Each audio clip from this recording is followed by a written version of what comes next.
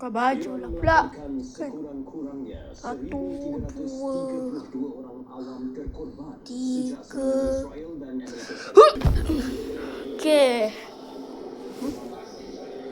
Sudah tukar. Apa lagi?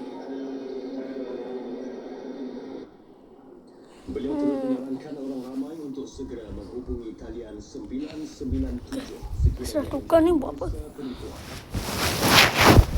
Aku letak sini, geng.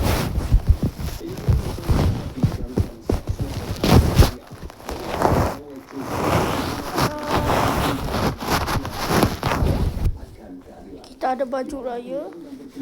Tengok ni. Kotor lagi ni. Oh, lupa butang. Tak apalah, abaikan je.